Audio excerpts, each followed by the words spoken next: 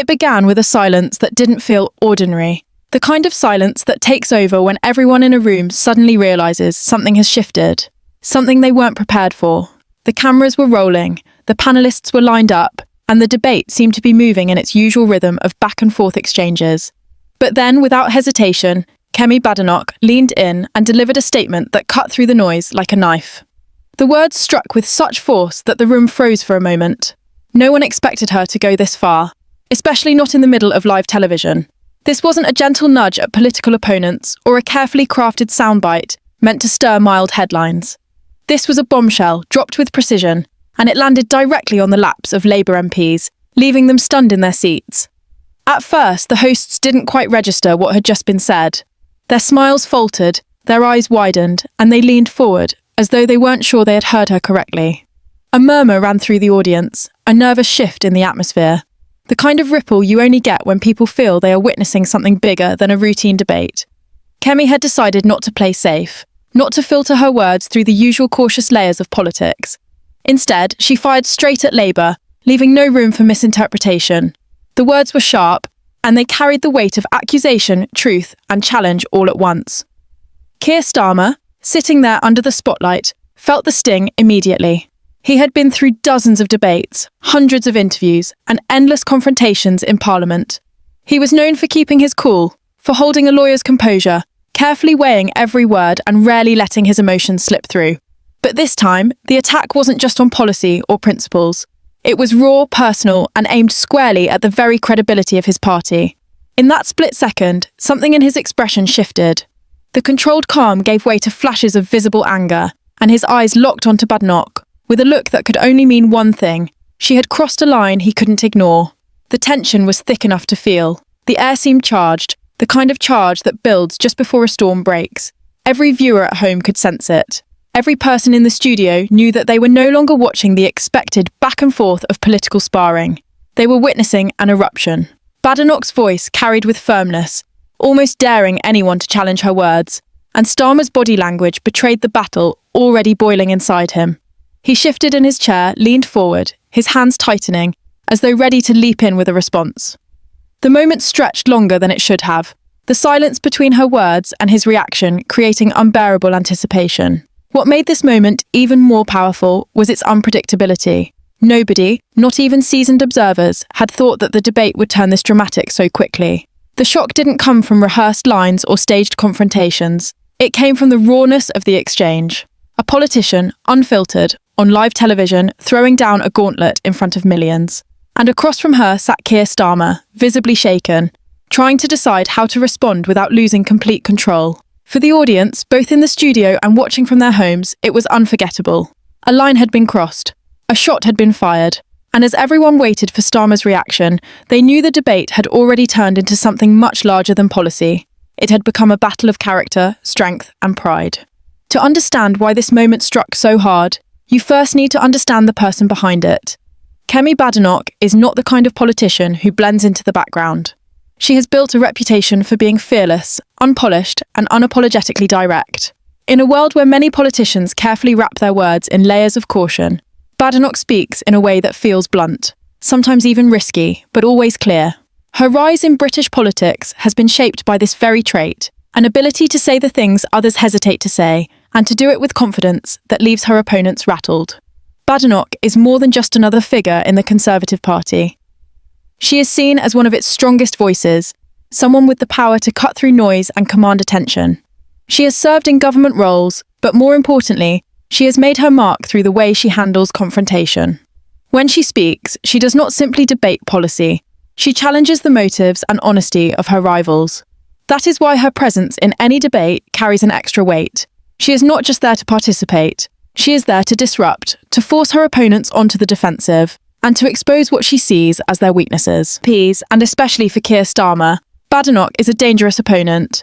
She has little interest in the polished courtesy that usually defines political exchanges.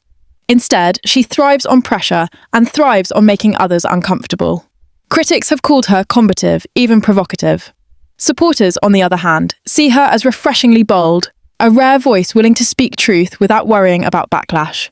This dual reputation makes her unpredictable, and that unpredictability is exactly what played out on live TV. It is also important to note the broader context of her political identity. Badenoch represents a generation of conservative politicians who want to break free from the old, predictable patterns of debate. She sees politics as a battlefield, not a polite discussion, and she enters every arena with that mindset. That's why her words in that debate carried the force they did. They weren't just random jabs. They were a calculated strike from someone who knows how to grab attention and dominate the moment. When she spoke, the weight of her reputation made the silence that followed even heavier. Everyone knew that she was capable of stirring controversy, but this time she had gone further. She had aimed directly at Labour's credibility, forcing Starmer into a corner where he could no longer rely on calm logic to steer him out. It wasn't just what she said, it was who she was that made the words land so hard. In the eyes of her supporters, Badenoch had done what few others could. She had cut through Starmer's calm exterior and made him react in a way that millions had never seen before. For her critics, it was reckless and confrontational, proof that she thrives on drama rather than reason. But either way, one thing was clear. She had made herself impossible to ignore. The power of Badenoch's words comes not only from her boldness, but also from her refusal to soften her tone for the sake of politeness. She is not the kind of politician who cares about avoiding headlines. Instead, she seems to seek them, knowing that in today's world, attention is the most powerful weapon. And in that debate, with one statement, she forced the nation to turn its eyes toward her, leaving even the leader of the opposition struggling to hold his ground. The turning point of the entire debate came when Kemi Badenoch finally dropped the words that no one in the room, and perhaps no one across the country watching at home, was prepared to hear. Her voice did not shake, her expression did not soften, and her delivery was deliberate, almost surgical. In a few sentences, she cut straight to the heart of Labour's credibility, accusing them of hiding behind polished speeches, while ignoring the realities that ordinary people were facing every single day. She claimed that Labour MPs were more interested in maintaining their positions than in serving the very people who had put them in Parliament. These were not vague insinuations or cautious critiques. These were sharp, direct words, spoken with a confidence that turned the entire atmosphere electric. The content of her statement was explosive because it wasn't framed as policy disagreement or ideological sparring. Instead, it was a direct challenge to the character and integrity of Labour itself. She accused the party of double standards, of pretending to fight for fairness while practicing hypocrisy behind closed doors. She painted them as out of touch, distant from the struggles of working-class voters and more focused on political games than genuine solutions. It was the kind of claim that struck deeper than numbers or manifestos.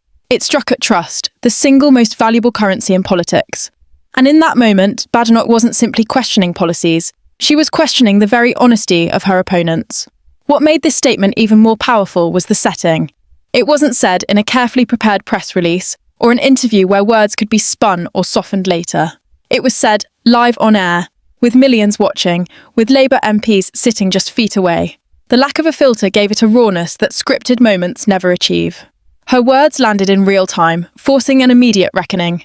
There was no chance for Labour to retreat, no pause to regroup, no room for advisers to craft a polished response. Badenoch had thrown down a challenge that demanded instant reaction, and the impact was written across the faces of those in the room. Labour MPs who sat on the panel alongside her shifted uncomfortably. Some tried to interject, but the firmness of her delivery drowned them out.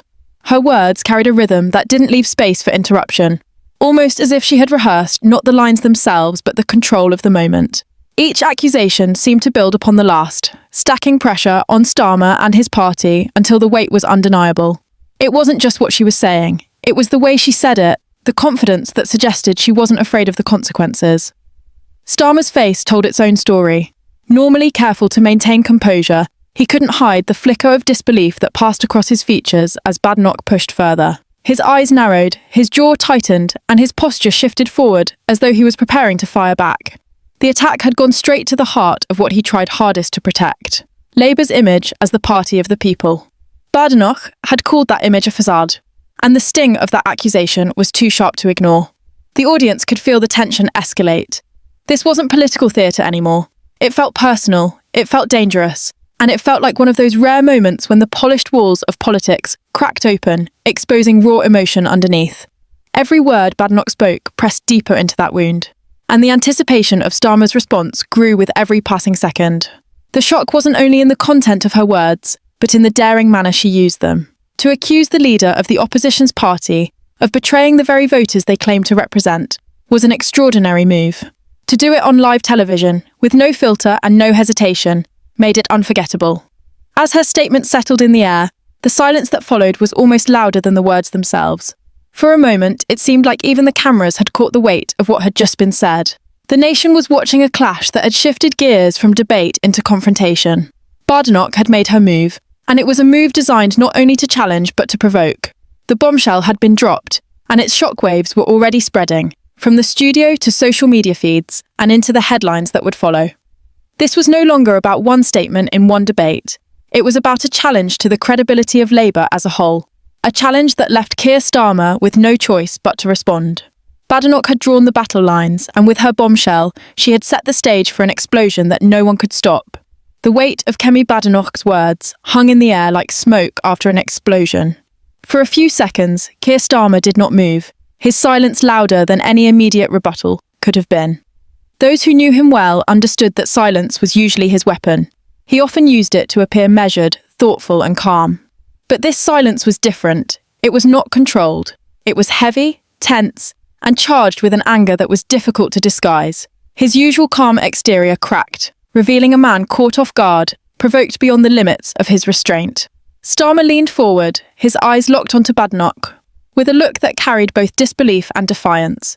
His voice, when it finally emerged, was sharper than the steady, lawyer-like tone that had become his trademark. There was a noticeable rise in volume, an edge that betrayed his irritation. He began by dismissing Badenoch's remarks as baseless, calling them reckless and irresponsible. But the effort to stay composed was failing him. The more he spoke, the clearer it became that this was not the careful, scripted Starmer the public was used to seeing. This was a man struggling to keep his frustration in check, as his party's integrity was torn apart in front of a live audience. He raised his hand slightly, his gesture meant to reclaim control of the moment, but the tremor in his words gave him away. His tone wasn't calm, it was confrontational.